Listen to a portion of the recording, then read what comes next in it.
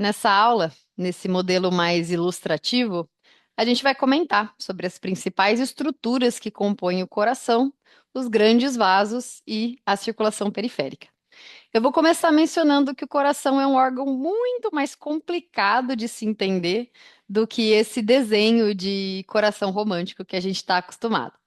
Na verdade, ele é uma estrutura tridimensional, extremamente complexa, onde a gente não consegue falar de todas as suas estruturas em um único desenho esquemático.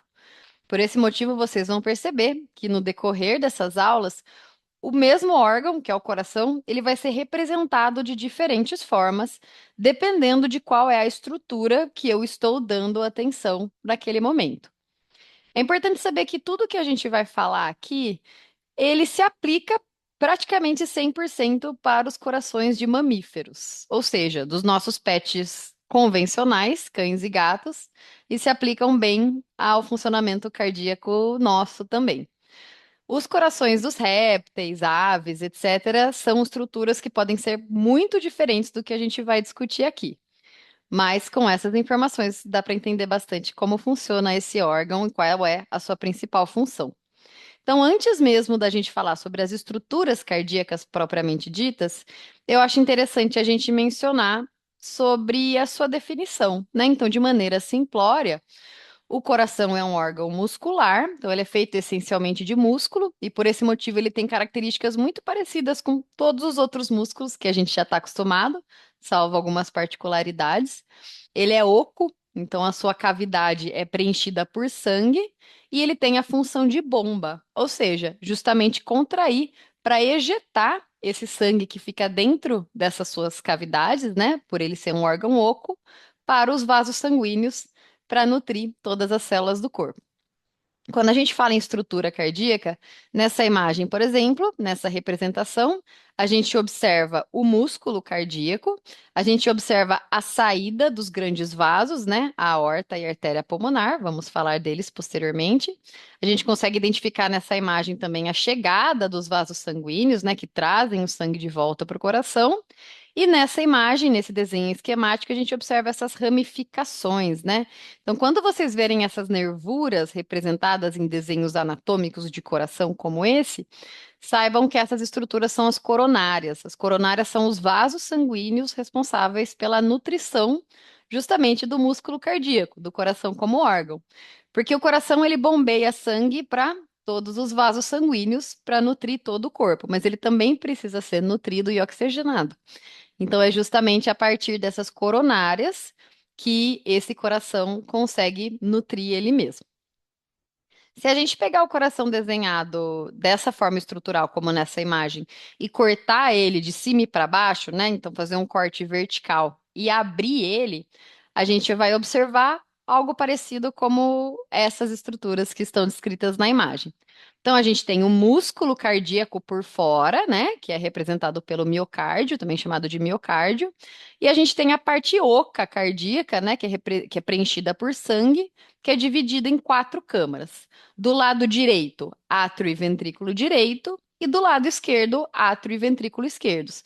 Sendo que essas câmaras direitas e esquerdas, elas não se comunicam, né? Elas são divididas por uma parede, né? Os septos. O átrio direito é separado do ventrículo direito pela válvula tricúspide, que se abre e se fecha conforme o coração contrai e relaxa. E do lado esquerdo do coração, funcionando da mesma forma, nós temos a válvula mitral. Nessa imagem, a gente tem representado também os grandes vasos, que não dá para identificar nesse desenho esquemático, mas a artéria aorta está conectada ao ventrículo esquerdo. Então, quando o ventrículo esquerdo contrai, ele ejeta o sangue pela aorta. E o ventrículo direito, quando o coração contrai, ele ejeta o sangue para a artéria pulmonar. Além dessas estruturas retratadas nessa imagem, a gente observa também essa linha azul que está retratando o pericárdio, que na verdade é uma estrutura que recobre todo o músculo cardíaco. O pericárdio, ou saco pericárdio, ele é pericárdico, ele é justamente isso, né? Uma estrutura como se fosse um saco mesmo, bem fininha, que envolve todo o órgão e ele é responsável pela sua proteção. Ele tem algumas funções como manter o coração mais fixo no lugar né? Conforme ele bombeia o sangue. E ele também tem algumas características de proteção, né? Contra agressores externos. Esse pericárdio ele é formado por duas lâminas bem fininhas que quase não dá para ver a sua separação, mas entre essas lâminas existe uma pequena quantidade de fluido que é constantemente produzida e constantemente drenada. Então, esse fluido não se acumula em condições normais e ele serve como se fosse um lubrificante para impedir que essas duas lâminas do pericárdio fiquem raspando uma na outra, né, e causando atrito. Voltando para a estrutura cardíaca, né? O corte cardíaco que a gente estava estudando no início da aula. A gente observa também que tem essas duas válvulas atrioventriculares, né? A tricúspide, que separa o átrio direito do ventrículo esquerdo, e a mitral, que separa o átrio, a tricúspide que separa o átrio direito do ventrículo direito, perdão, e a mitral, que separa átrio esquerdo de ventrículo esquerdo. A gente também tem mais dois pares de válvulas, que são as semilunares. A semilunar pulmonar separa o ventrículo direito da artéria pulmonar e a semilunar aórtica separa o ventrículo esquerdo da artéria aorta. A gente não consegue representar todas essas válvulas nesse desenho esquemático, por isso que é a intenção dessa tesourinha aqui é para vocês imaginarem esse coração cortado na transversal, como se fosse uma laranja, e aí essa parte de cima está sendo virada para vocês. É o que a gente observa nessa imagem para poder contemplar justamente todas essas válvulas. Para que servem essas válvulas? As válvulas cardíacas funcionam como portinhas, então elas se abrem para o fluxo de sangue passar e elas se fecham justamente para o sangue não dar ré. Então, a função dessas válvulas cardíacas é garantir que o fluxo sanguíneo seja sempre anterógrado, ou seja, conforme o coração contrai e relaxa, o sangue vai sempre para frente e nunca para trás. E isso só acontece quando eu tenho essas válvulas funcionando da maneira ideal. As válvulas semilunares, que são a pulmonar e a aórtica, elas são mais robustas, né, mais fortes, e elas são divididas em três cúspides, então três pequenas estruturas que formam essa válvula. E as válvulas atrioventriculares são um pouco mais delicadas. A mitral é formada por duas cúspides e a tricúspide é formada por, adivinha, três cúspides. As válvulas atrioventriculares, né, então a mitral e a tricúspide, outra informação importante é que elas são mantidas no seu local ideal, né, com a limitação do seu movimento para que elas funcionem, para que elas se abrem e fechem de maneira ideal, coaptando certinho. Elas são presas por estruturas bem fininhas chamadas cordas tendíneas. Então, essas cordinhas elas servem para segurar essas válvulas no lugar. Acreditem em mim. Todos esses detalhes que eu estou dando sobre as estruturas cardíacas do coração, no coração normal, vão ser extremamente importantes para frente vocês entenderem muito mais tranquilamente quando a gente falar de doenças. Então, acreditem em mim que todas essas informações são igualmente importantes. Então, voltando para as valvinhas, as cordas tendíneas seguram as válvulas atrioventriculares, mitral e tricúspide, no seu local ideal, garantindo que elas coaptem de forma correta e garantindo o seu bom funcionamento. Nesse desenho esquemático é mais fácil a gente contemplar, né, que os átrios são separados dos ventrículos, né? Aqui o átrio direito do ventrículo direito pela válvula tricúspide, o átrio esquerdo do ventrículo esquerdo pela válvula mitral e o ventrículo direito da artéria pulmonar pela válvula pulmonar e o ventrículo esquerdo da aorta pela válvula aórtica. Nessa imagem, além das câmaras, as câmaras e das válvulas, a gente também consegue contemplar os vasos sanguíneos que saem e chegam do coração. Então, a aorta e a artéria pulmonar que saem do coração e as veias pulmonares, que trazem o sangue de volta para o átrio esquerdo, e as veias cavas, cranial e caudal, que trazem o sangue de volta para o átrio direito.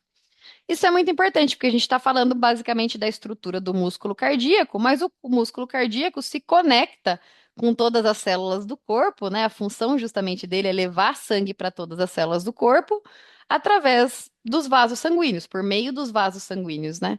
Então, eu gosto de pensar no coração como se fosse um centro de distribuição.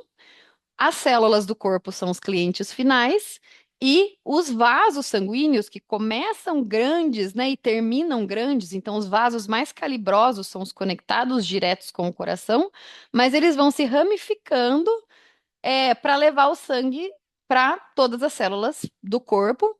E eu gosto de pensar nesses vasos como estradas, levando o sangue, que são os caminhões do centro de distribuição, contendo os nutrientes, oxigênio, hormônios, etc., do coração para todas as células do corpo. Então, agora a gente vai sair um pouco do contexto de coração, do órgão, do músculo cardíaco por si só, e falar um pouco desses vasos, né, dessas rodovias que ele está conectado, que são justamente os vasos sanguíneos. Os vasos sanguíneos, conforme eles vão sofrendo ramificações, eles vão mudando as suas características e recebendo diferentes nomes. Essencialmente, a gente tem as artérias, as veias e os capilares. As artérias são os vasos mais calibrosos que saem do coração, e conforme eles vão se ramificando, vão se tornando vasos cada vez menores, até ficarem bem fininhos, né, e mudarem bastante a sua estrutura, e conforme o próprio nome já diz, eles ficarem bem fininhos, como se fossem fiozinhos de cabelo. E são justamente os capilares, são esses vasos mais finos, que são os que têm contato direto com as células e que fazem essa troca mesmo dos nutrientes e do oxigênio que é carregado justamente por esse sangue. Essas células utilizam esses produtos, mas elas também devolvem subprodutos da sua atividade celular, né? Na forma de toxinas que precisam ser liberadas do corpo.